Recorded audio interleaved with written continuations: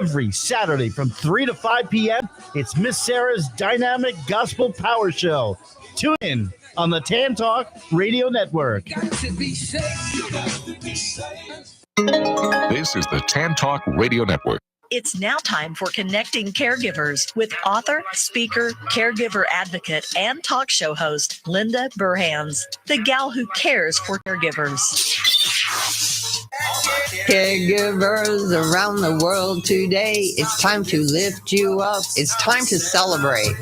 Good afternoon and welcome to Connecting Caregivers with me, Linda Burhans, the gal who cares for the caregivers with love, laughter, and lessons learned on the show where you can find help and hope. And with me, as always, is my best friend, my co-host, and my sidekick, not psychic, Lynn Thornley. Nice to be here. How are you today? Nice to be inside, as I can tell you that, with this weather. Oh, my God. They're having snowstorms in Texas and Atlanta Airport. Craziness. Yeah. But, while we're just talking about weather, I have to say to all the people in the fires in San Francisco, our thoughts and prayers are with you. Los Angeles. LA are with you.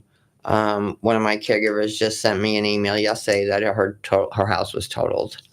And her mother's in a memory care community that's not far from the fires. So, when we always think we have it so bad, you looked at, the floods we had here in Florida, but there was still some things that were salvageable. But unfortunately, not for them. No. But we're here in sunny Florida. It's 70 today. Got a little warmer today. It's not quite.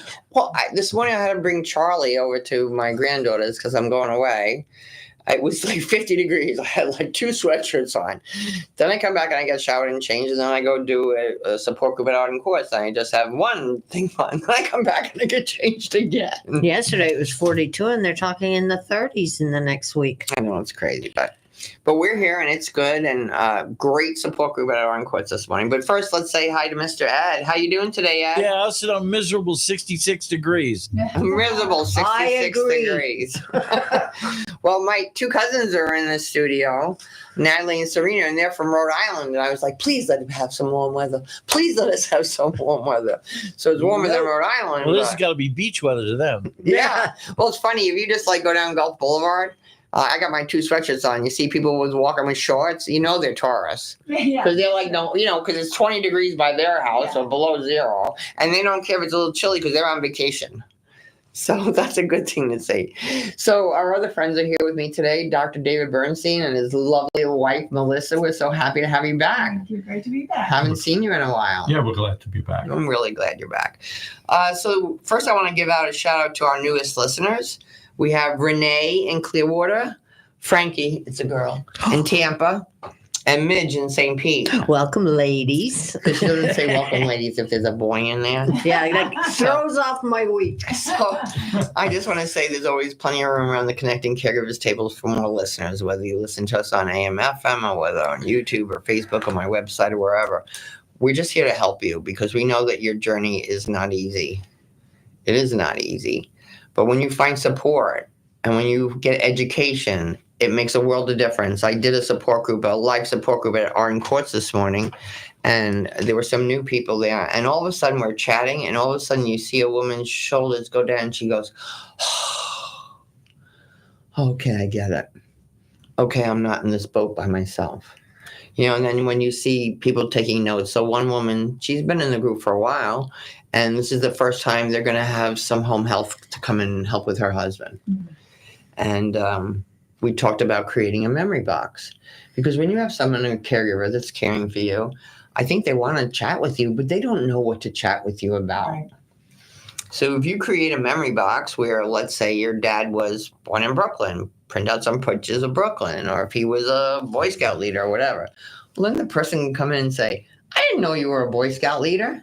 And he can probably chat and chat and chat, right? Mm-hmm. I'm sure you've seen this many times. Oh, yeah. One of my favorite things to do. Yes. It really was. When new people would come to my office, and one in particular, and a former or retired football player. Yes. And Mr. Brown. Mr. Brown. And I was prepared as can be for a former NFL football player when Right. he came to see me. I knew his stats. I knew he played baseball. I knew All because of Jesse. Yeah, I knew it. Well, We knew but before. I was a sports fan, so I went And looked him up. I Googled him the night before. I knew how many hits he had, and he doubles. He didn't have a home run. Did And he know? Yeah. he Still, kind it of was smiled. that. He's Yeah. kind of smiled, and the word I would use, your word for the day, is kibitz with him. Yes. But I did. I went back and forth and needled him a little bit, just to show that I knew who he was. And I And was you knew on where to his- go. I knew we were on his turf, and though his disease advanced, he seems to always light up when he sees me Yeah. because of that introduction and that first visit we had Yeah. together. His daughter's fabulous. She Everything is. that she's created. She She's is. going to be on the show next week. Oh, So let me talk to you a little bit more about Jesse first before we talk Sure. with you guys, because I just think this is so, and we've talked about this at the support group this morning. So Jesse's dad, Tom, was in a memory community and everything was going along just fine. And then one day they called her up and said, we don't know what's going on with him. We can't calm him down. We don't know whatever. And so she went over to the community and she said, he's just trying to put a softball game together, because he had been a coach for so many years. Now, when you move into a community, you fill out 25 pages of what dad likes and what dad did and whatever. And maybe the first round reads it. Maybe the second round reads it. Maybe. So she created a QR code with some short little videos about her dad. So everybody's got a cell phone today. And she hung it on the wall. And she said, anyone who watches this video, I'll buy them a Starbucks coffee. And everybody in the community, from the janitor to the whatever, watched it. And they all had conversation with her dad. Yeah. Well, she has this QR code now also on a little business card. So like one day her dad had to go to the emergency room or the hospital or something. She gives it to the EMT workers. Well, they're so glad to have a conversation with him, because they're just riding in the ambulance anyway and being nervous. And Sure. so it's absolutely brilliant. She's expanded her business. She'll be able to make a QR code for your loved one. I'm going to make one for myself in case something happens, so everybody knows what's going on. Absolutely. Absolutely. make sure to put that picture of you flying over the pyramid. Yeah, but really, it's an important thing. I mean, what you're going to have that conversation, and what's the last thing? We want to be as social as we can. Right. We want our loved ones to be as social as we can. And that was another thing we talked about at the support group this morning. If we know what to talk to them about, if we have an idea, we can. If not, they just sit there and suffer, and we suffer too. And that socialization and that connection is another example of how we can use our brain to maintain our cognitive state. So, Doctor, tell us a little about your background first, because the people, some of our new listeners are like, "Who is this guy?" Well, I'm sure they'd love to know who I am.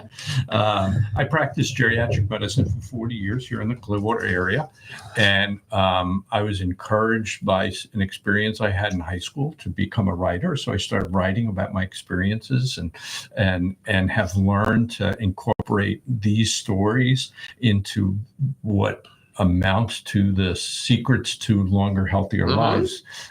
Some by observation, my GRACE acronym, but others by research. And every day I read something that reinforces what I wrote about or what I studied or what I saw. Well, the first time I ever met you, I don't know how many years ago, but it was in Naples, and you were speaking. Your book then was about taking the keys away.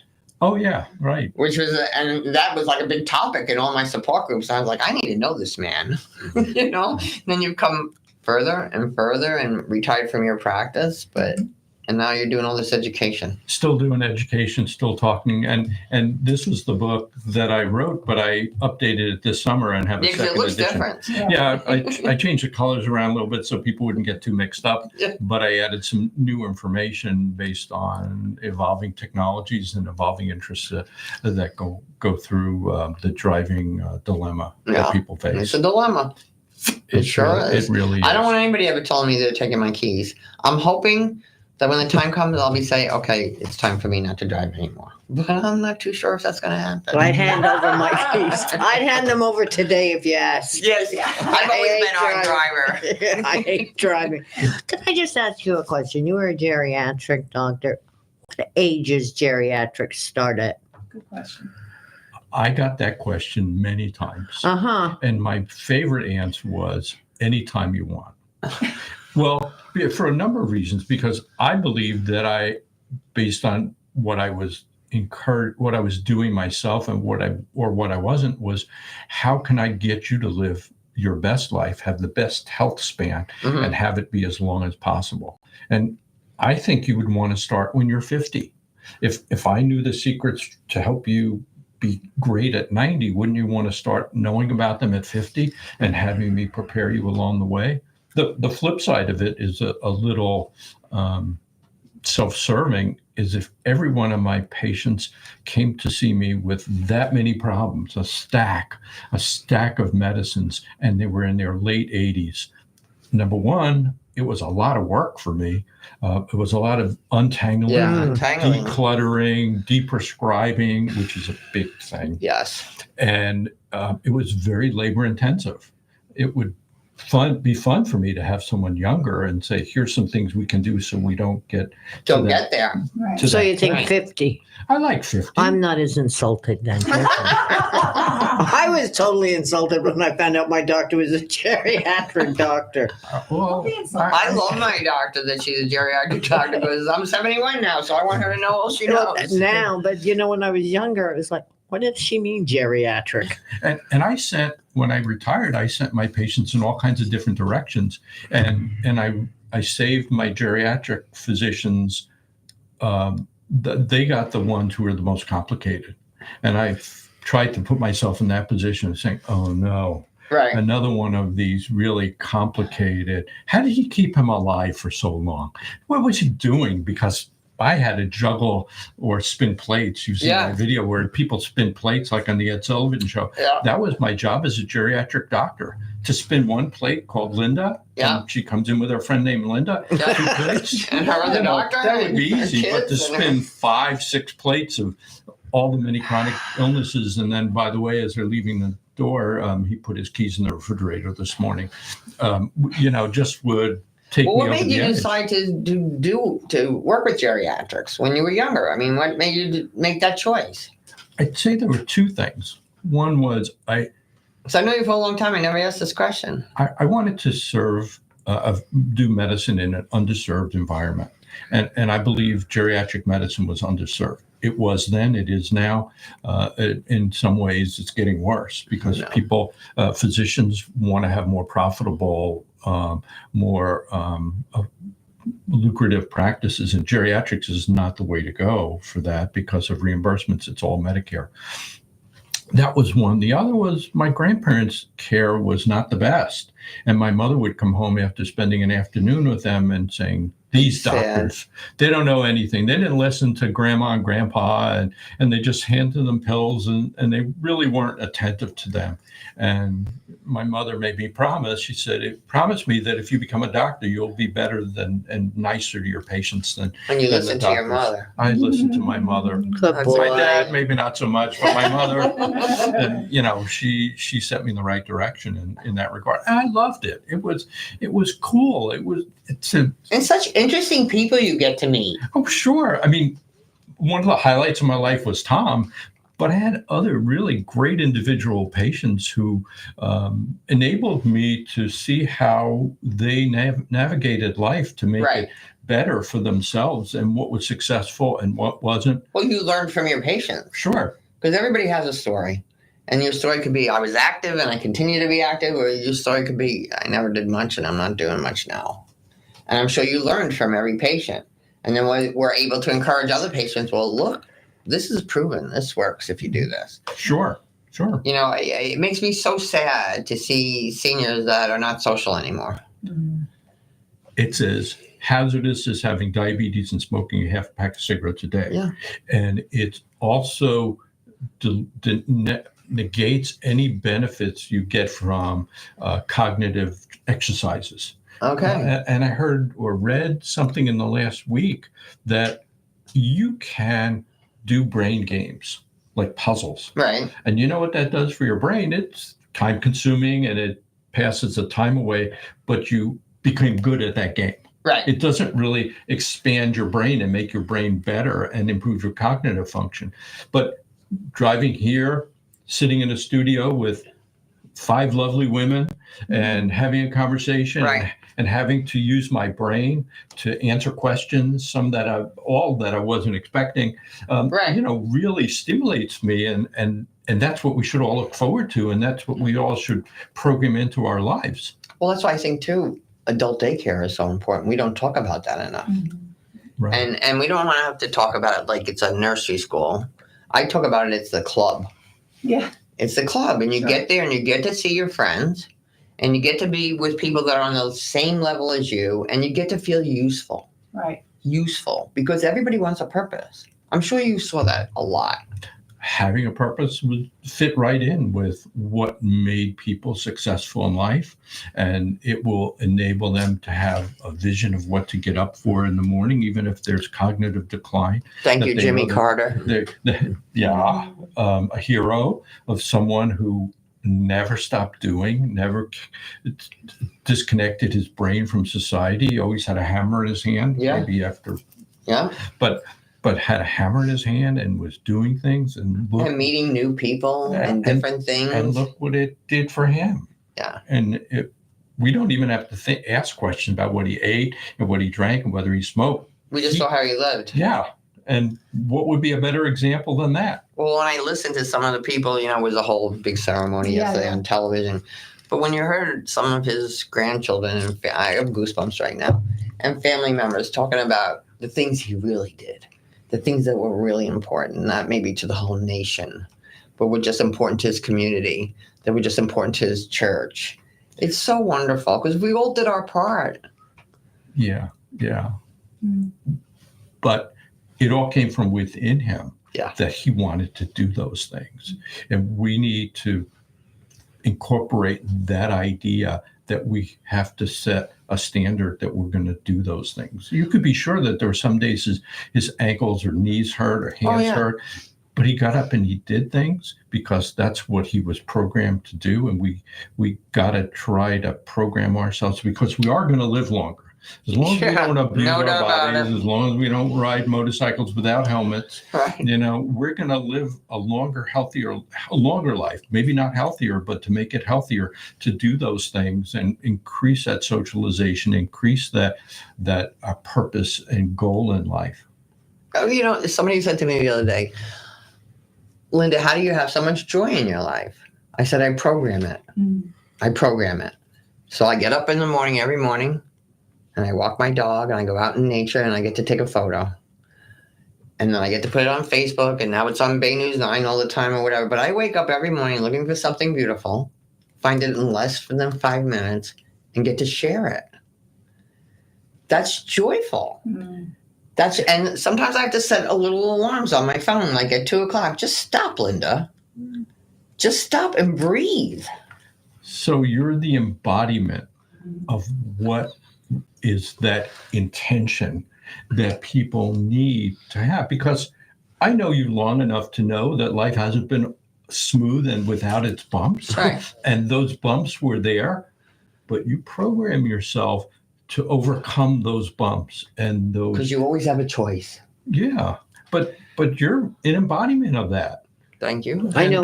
My sister used to say, I don't know how she gets up in the morning when she was going through a problem. And she used to say that it amazed her.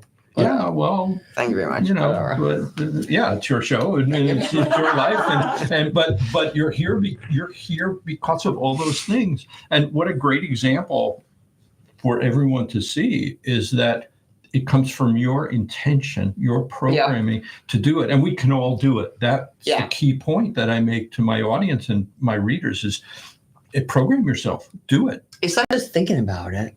It's doing it. Right. But right now we have to hear from our wonderful sponsors because you know the deal. If you don't hear from them, you don't hear from me. So don't go away. We'll be right back on Connecting Caregivers Radio. This is the Tan Talk Radio Network. Arden Courts is not just a place to live. It's a place to call home. Residential living combined with quality caregiving. This is the philosophy behind Arden Courts. Communities created exclusively for individuals with Alzheimer's disease and related dementia who would benefit from a safe and structured environment. For additional information about any of the unique services Arden Courts provides, call 888-478-2410. So locate a community nearest you. Inquire about our educational seminars, resource library, or support groups, or simply feel free to ask questions you may have about Alzheimer's and related dementias. At Arden Courts, we know, we understand, and we can help because memory care is all we do. Remember, call 888-478-2410 for additional information about any of the unique services Arden Courts provides. Are you getting older, or are you taking care of somebody who is? You know, getting older creates new problems you probably never imagined. One of the big ones is, how do you pay for care? Care in your home, care in an assisted living facility, or care in a nursing home. Did you know that nursing home care in our community can cost up to $12,000 per month? For the last 33 years, our office has helped families access benefits, including Medicaid, VA, and PACE, to help pay for the cost of long-term care. Regardless of what your assets are or what your income is, you can qualify for these benefits. Proper planning and guidance are absolutely necessary to avoid being wiped out. Let us help. If you are in care or heading in that direction, we can help solve that problem. Take action now to obtain benefits to pay for the cost of care. Here are the 4 things that you need to do. 1, get a new power of attorney. Your old one probably isn't good enough. Get a healthcare surrogate and a living will. 3, get an estate plan that will not disqualify you from benefits. And 4, get a plan to qualify for Medicaid, PACE, or VA benefits to pay for the long-term care costs. Call us today for a free consultation, 727-539-0181, or go to flmedicaid.com and download our free book on Medicaid and planning for long-term care. I'm Sean Scott. I'm here to help. My mom was getting older, but she was able to live pretty independently until recently. When her case manager told me she would be discharged from rehab in just a few days, I didn't know what to do. But I knew for sure that she couldn't go back living alone at home. So that's when I contacted Sunway's Senior Living Concierge. My Senior Living Concierge, Lisa, was there for me through the whole process and was a free service for us to compare in-home care options and how that cost would compare to assisted living. With Lisa's help, we found a great new home for Mom, and she is thriving. Take it from me, don't go through this journey alone. Hi, I'm Ellie Baldwin, co-founder and president of Sunway's Senior Living Concierge. We're a free placement and concierge service for families to help compare senior living communities and find the best place for you or a loved one. Call us today at 727-314-6451 or find us online at sunwaysseniorliving.com. This is the Tan Talk Radio Network. And we're back. So during break, Dr. Bernstein and I were just talking about something that I wasn't planned for the show, but I think I like to bring it up, and it's over-medication. Sure. So we're taking too many drugs, right, Doc? Yeah. Yes, we are. And what do people do about that? Stop taking them. But how do they, like, what's your suggestion? Well, like my caregivers come to a support group and they go, Mom's on 14 prescriptions. That's like putting 14 different foods on your plate and expecting to eat it all, and that they're going to know what to do in your body. That's crazy. As an example, I was mentioning to you during the break about one of my friends whose care is fragmented. He sees a urologist, he sees a neurologist, a primary doctor. It's his friend who he doesn't see as much, and his wife called me up and said, "Oh, he's shaking, he's chilling, and he's shivering." And I asked a few questions, and I said, "Well, going to an urgent care might be a good idea. Get him checked out." Declined. Waited another day and went to the emergency room. And I'm not sure they really got the full picture, but they may have gotten his full list. But the urologist who gave him a medicine had no idea of the interaction with the medicines a neurologist was giving him, and the other things he was taking, like chewable gummies, right. and there was too many chemicals in his body, and he could have gotten more severely injured. He could have had a fall and broken a hip, and that can be the end. That's right. It could be the decline. So that's one of the values of a geriatrician, that they can look through all those things. And at our conferences and the things I read, there's this word called deprescribe. Prescribing medicines and then deprescribing them is like deleting them. And I would frequently do that with a patient who came in with that handful of medicines. Here's the list here. We're going to start with this one. This is number one we're leaving off. This is number two. This is number three. We'll do a week or two at a time and make sure you're okay. And then we'll take another one off, because life can't go on with you taking this many medicines. And we as physicians often lose sight of that, and lose sight of how many pills people are putting in their mouths and how. And plus, if one's not talking to the other one, doctor's not talking to the other. I like if they go to the same pharmacist, at least maybe we have something there, because you could ask your pharmacist, do you think any of this is too much or something? I mean, to start somewhere. I take a few medicines and I go to the pharmacist and I sign my prescription, my card, or tap my card. And then it says, do you decline consulting? Oh, does counsel? Yeah. And you push the thing, decline counseling, and you leave. Of course. Nobody's accepting counseling from a pharmacist they don't know very well. Right. Some of the medicines that people get are through online services like Express Scripts. And so there's people there that have access to computer things that would look at interactions, but I don't think it gets transmitted down to the person taking the medicine. And I'm going to be a little technical here, but when we think about dementia, which is a big issue, a big topic for caregivers, and think about dementia, there's a depletion in acetylcholine, or your cholinergic, your neurotransmitters are diminished. And so what can people take over the counter that would make it worse? And that's Benadryl or diphenhydramine sleeping pills. Over-the-counter sleeping pills will deplete your body of more acetylcholine.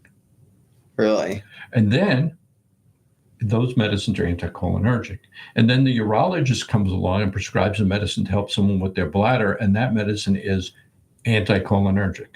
So now this individual who's not sleeping because he's getting up a lot at night to urinate is given a medicine so he doesn't urinate as much, and it's anticholinergic, and they cause dry mouth. So those are just the easy ones on a list of what people are taking, and nobody counseled my friend, and it happened that. And someone with dementia can't explain to you maybe how they're feeling exactly. Sure. And this man wasn't even demented, and he had this problem, let alone someone who, taking these medicines that cause dry mouth, that without being prompted is not going to be consuming as much water, and then becomes dehydrated. And then it's another thing where the concentration of the medicines within your body gets more concentrated because you're dehydrated, and it's a vicious cycle. And so then the person's also taking medicines for his blood pressure. Some that slow his heart rate down to lower his blood pressure. So now not as much blood is getting to his head, and he gets lightheaded and falls. So there's this vicious circle of things, and that's the benefit of seeing either someone who practices geriatric medicine, someone who has time, air quotes, to spend with you during an office visit, and who does these days. What pharmacist has time? With someone like Delon. To do that. Or you consult with someone like Delon Canterbury, who analyzed all his medicines, did a consultation, and said, here's the medicines that are interacting. Speak to your urologist about changing this one or discontinuing that one, and speak to your primary doctor about these effects of these medicines, and get things a little simpler. I mean, the gentleman must be taking 10, 12 pills during the course of a day. Yeah. And my husband used to say 17 different pills. Those are a lot. Those are a lot to remember. I know. And I used to speak to his doctor and say, can we cut them all and start over? Because they just kept adding and adding and adding. It's a really good point, because we're, as physicians, so time pressed, we don't think about deleting medicines or reshuffling the deck, or what one medicine will do what these two medicines are doing. How can we make it simpler for someone to take the prescribed medicines? Let's divide it up during the day and let them know to take these with breakfast, these with lunch, these with dinner, or just take them once a day and get it over with so you won't forget. I take some medicines and vitamins in the afternoon and evening, when things are crazy in our household, I might miss them or it may be really late. Right. Well, today's a good example. The lady came to clean our house, and I take my medicines off the table and put them somewhere else. 9 o'clock at night, I go, oh yeah. Yeah, they are. I even have a reminder on my phone and on my watch. I get a reminder, but it's Okay, in a minute. well, I'm at a movie. Yeah. I can't do it now, but I'll do it, and I don't forget, and then I will forget. So it's a really important part of getting older and being able to have a healthy life. And Melissa and I were talking on our way over here about the subtle little lessons I learned that I include in everything I wrote that helped me live a healthier life. And I know, let's talk about the power of 5. well, I'll get there in a minute, Okay. but some of them are subtle. It's like I talked to an emergency room doctor about the most frequent thing they saw on a Saturday or Sunday morning, and it was people getting lacerations to their hand cutting bagels. Really? Yeah. They need to go to Einstein, say, shove them through the chute. It's probably before Einstein, but it also when we talked about the driving, it's like, what do even we do as older aging adults? Well, we drive when it's safe. Yeah. We avoid nighttime We only go driving. left. Well, that's when I go out. It's Hopefully they're right. Yeah. But we avoid left turns, or I avoid left turns. Yeah. Melissa goes to events with her friends, and she drives because her friends are not as good at drivers. Yeah. And so I can't drive at night anymore. So there are things that make us more safe that I've learned. I've learned not going on a ladder after age 65. Yeah. Yeah, that kills me. I know. When you fall off an elevation and you put your right arm out, you'll break your elbow. I didn't this year for Christmas, and it killed me. I just went. Well, but think who's going to wipe your behind if you can't? Well, I have caregivers that hire someone to watch Dad so he doesn't do stuff he's not supposed to do. You know, like he's okay other ways, but he wants to paint the garage or he wants to, do things he can't do anymore. Perfect example. And I did write about one of those in my book, Did you? The Power of the Senior Driving Dilemma, about a husband and wife who had a caregiver, and he went out and drove. And I said, where are you going? What are you doing? He says, I'm driving to pick up my prescriptions. I said, that's why you're having that caregiver there. Yeah. But thank you for mentioning my other book, The Power of 5, because those are 5 things that begin with the letter S that help us stay healthy. So let's talk about that a bit. So S, sweets. Manage your sweets. Oh, I thought you were going to say could eat a lot. Yeah, you would. But I've known you from this show before. So it's avoiding sweets. Sugar is really bad for people who have dementia. And so taking... and since they don't want anything else, a lot of people, that's all they give them. Yeah. My husband lived on Entenmann donuts. Entenmann's were good. I ate them. Not the chocolate on, they were like rubber. Yeah. But that's all he would eat. Avoid manage your sweets, manage your stress, learn to meditate, calm music, kind of like what you talked about a little earlier. Get out in nature, just breathe some fresh air, sweat, exercise. Do more exercise. There's a lot of controversy about how much you really need. Anything is better than nothing. Exactly. Walking for 5 minutes is better than sitting the whole day. Walking 3 times a day for 15 minutes or 5 minutes, do something. Great. Yeah. And if you can combine it with sunlight and fresh air and your garden, all the better. And get yourself a little tracker, because then you'll have a little contest with yourself. Or maybe a friend. Or it'll depress you. We complain every week. We compare. Well, but really, sometimes when I'm feeling a little lazy, I'm like, "Ooh, Jen's going to beat me this week. I better get up and walk a little bit." An accountability partner. Yeah. And then manage your sleep. Yeah. We don't get enough sleep in our society. We take sleeping pills like we shouldn't. We sometimes have sleep apnea that doesn't get corrected. And I know there are friends of mine who have sleep apnea, and they totally ignore any of my comments that I make that they would have it. And one man in particular, I could look at him and know he has sleep apnea. I've been in practice long enough to be able to do that. And how could you tell? I look at his neck. I look at his belly. And I know a lot of people had necks and bellies that looked like that, and they all had sleep apnea.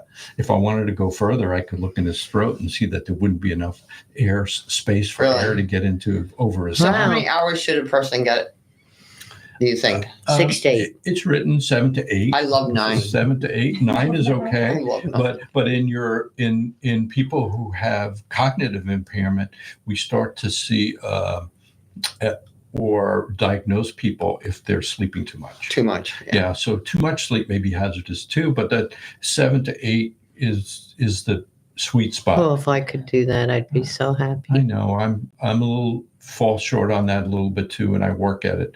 I look at my time that I'm in bed and the time that I sleep, and it's a chore. Yeah, every one of those things that I talked about, and just like Linda mentioned, we talked about the intention, has to be done with intention. I have to intentionally make sure I'm going to have my 7 to 8 hours of sleep, and it's not easy when you're a night owl like Melissa and I are. And so, I may be a little sluggish at 7, but 10:30, like we're ricochet. Yeah. Don't ask me anything after 3 p.m., but at 5 a.m., I'll tell you everything. I'm still trying to get my 5 hours sleep at 5 a.m. Yeah, we're like ricochet rabbits in our house. Well, if you have a partner and you're both night owls, that's not so good either, because you start chatting and doing and whatever. It's better than the alternative. Writing books. Yeah, I think so. She'd be asleep at 8 o'clock, and I'd be, what am I going to do? I'm going to burn the house down or something. And then the last one is socialization. So we have our little social click here, and it's great for your brain. And it's great for maintaining a cognitive state. It's great for getting you out and joining a club and interacting with other people. I mean, it's something that takes intention also. Yeah. And if we want to live that long, healthy life and expand our health span and make it as good as possible, those are the things we can do.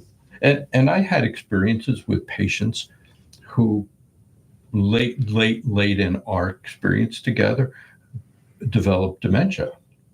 And then I thought, wow, when would this have occurred had she not eaten so well and exercised every day and had her social clutch? And because these symptoms occurred when she was in her late 80s, but it could have occurred when she was 70 had she not attended to those things. Yeah. So that's the silver lining for her. It's like I look at the men in my Kiwanis group, and we have a lot of, and over the years, I've been in Kiwanis 17 years.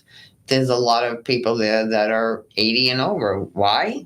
Because they socialized. They did something for their community. They thought. Because when you do something for your community, you feel good and you make a difference, and you get to meet different people you never would have met before. And I learned something recently. So it has to do with being kind and generous and hearing stories about that.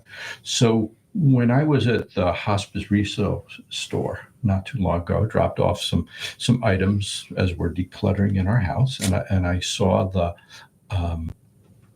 manager of the store. She's a friend of mine, and we're chatting, and one of her customers came up to her and thanked her, and she said. She told me that the woman bought a chest of drawers and there was something with the handle, and it worked out really well. So my friend had an experience of something good she did for someone. The person who bought it had an experience that was really great for her. And I had the experience of hearing about it. And the cashier. And I got the pleasure of hearing that. So that pleasurable experience that those two had also downhill to me. Yeah. And I was grateful for that. That you got to witness that. Yeah. And it was really super. Yeah. But you have to have your eyes open to do that too. Sure. And I had just listened to some guys on the radio talking about it. I went, wow, I just experienced that. And it felt so good. It does feel so good. Yeah. Yeah. When you see somebody doing something good, it makes you feel good. And then it encourages you. So that's what happens in your Kiwanis group. Yeah. Is they not only do they do, but they see. Yeah. And I saw that in a board experience that I had, even though I was a physician and I did all these things, I got to witness people on the board seeing the fruits of their labor, the future fruits of the organization's labor, and how it helped other people. Yeah. So that was really a great experience for me. Oh my God, it's all great. I went 3 weeks ago because Kiwanis is all about helping children. And I went to read at a nursery school, at a preschool. fun. And my grandchildren used to go there. So it's like, oh, being back home, and probably next year my great-grandson will be going there. And it was just a delightful morning. Just a delightful seeing the kids were delighted, the teachers were delighted. So let me ask you a question. How do you present that information to caregivers to help them have that good experience in their lives? Because that's important to them. They shouldn't be deprived of that. No.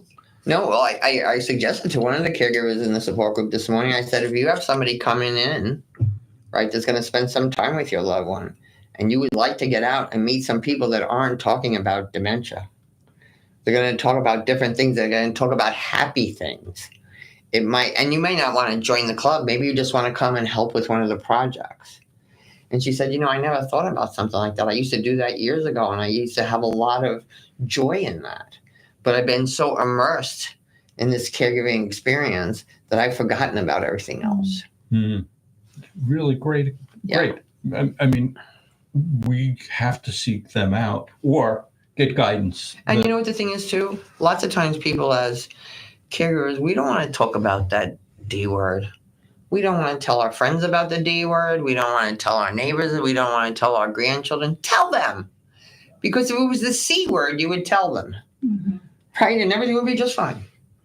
Well, because you have dementia doesn't mean that you're untouchable. Right. One of my caregivers, her husband was very active with his 9 grandchildren. They live in Olympia, Washington. They used to do a lot of building and everything. And her husband got dementia.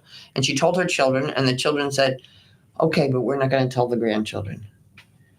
And she didn't think it was such a great idea, but that was their choice. And one day, one of her grandsons are over there, and the grandpa started screaming at him for no reason. For no reason. Now the kid's hiding behind the garage. And the grandma went, and she's like, what's the matter? Well, Grampy's always been yelling at me lately. He's always yelling at me for something. And she said, well, Grampy has a disease. He's sick. And your parents are going to tell you all about it tonight. And she called her kids and said, done. Well, the next week, that boy just ran over to his Grampy and hugged him so tight. And I could understand his Grampy better. Maybe he was a little impatient or more. So it takes a village. Yeah. And we need to share this with people. You shouldn't be ashamed by it. Well, that's part of what we've done in our societies. We bury certain things we don't talk about. Depression's another one, mental illness is another one, and we need to bring it into the open that, Aunt has depression and she was in the hospital, and it's a disease like diabetes and high blood pressure, and she doesn't have control, or he doesn't have control over it, but he can get help and get medication, and we can be supportive, and we make sure to go for a ride and take him out for a walk, and all those things in my Power of 5, which are helpful for dementia and depression and healthy living, but we need to incorporate them all the time. My caregiver was like, my mom can't do anything. I go, can she still walk? Nah, she's in a wheelchair. Can you push her? Yeah. You got a phone, right? Yeah. Go take a walk in the morning and take a damn picture of the flower, of the bird, of the neighbor, of the house, of the whatever. And that the lady sitting next to me, Melissa Bernstein, wrote a book or a cookbook for caregivers. Yes, I do. So and I use that cookbook. Wonderful. But let's talk about that a little bit. Sure. So the importance of a purposeful activity as an occupational therapist. Purposeful activity is what we're all about, whether it's arts and crafts, whether it's in daily living skills. And I just kind of thought about, I love to cook. I am a vegan chef as an additional title I have. And I thought, wouldn't it be awesome to teach caregivers to bring their loved ones or their care recipients into the kitchen for a purposeful activity. Back into the kitchen. Because they were probably in the kitchen before. They probably were. Bring them back into the kitchen. Very good. And so that's, she's not going back in the kitchen. So the book talks about how carefully, with safety and with knowledge, they can start on a small cooking activity. Right. Whether it's just cutting up fruit or buying the already cut up fruit, pouring in the bowl, stirring it, just some engagement at some level, whatever level that care recipient Well, is and what I at. say to the caregivers all the time, if I make the fruit salad, I can do it in 5 minutes. Right, If mom makes the fruit salad, it might be 20 minutes to a half hour. right, But who am I serving? right. Who am I serving? If I take everything away from mom, That's right. and this is what I hear. Mom's just sitting in the chair. She does nothing. You took everything away from her. Right. For years I worked in long-term care facilities and worked with dementia patients. And my biggest thing was training the aides on to work on independence, not dependence. So they would try and do everything for it. They wouldn't let them dress themselves. They wouldn't. Right. And here I am trying to teach them to dress Right. themselves and to be independent. And the aides are coming behind me and they're doing everything for Right. them. So it's the same concept, whether it's one-on-one or whether it's in a group, and just looking at what in the kitchen, whether it's setting the table or Right. whether Folding it the doesn't fold in the napkins. napkins. It can be any aspect of the kitchen, but then sitting down and enjoying the fruits of your labor, Yeah. that fruit salad. And again, the engagement, the looking at, the memory and trying to bring back memories of when they did cook. Yeah. when And they there might are so cook. many different utensils and things we can use today Yes, for there's- people that have issues also. There's all kinds of adaptive equipment out there. Fabulous stuff. Yes, there is. All right. We're going to come back in a minute. Time to hear from our wonderful sponsors. Don't go away. We'll be right back on Connecting Caregivers Radio. This is the Tan Talk Radio Network. Choosing the right chiropractor is an important choice to make. Located in Seminole, the Alexander Spine Center team is trained on the latest chiropractic treatments and technologies. At Alexander Spine Center, you'll find chiropractic and physical therapy care that is safe, effective, and a natural approach to pain and other health-related issues. Chiropractic unlocks your body's potential and natural healing process to ensure your life is a healthy life. We treat clients from the womb to the tomb. Call 727-397-3000 for a free consultation today, or visit our website at www.alexanderspinecenter.com. They take good care of me twice a week, so check them out. Arden Courts is not just a place to live. It's a place to call home. Residential living combined with quality caregiving. This is the philosophy behind Arden Courts. Communities created exclusively for individuals with Alzheimer's disease and related dementia who would benefit from a safe and structured environment. For additional information about any of the unique services Arden Courts provides, call 888-478-2410 to locate a community nearest you. Inquire about our educational seminars, resource library, or support groups, or simply feel free to ask questions you may have about Alzheimer's and related dementias.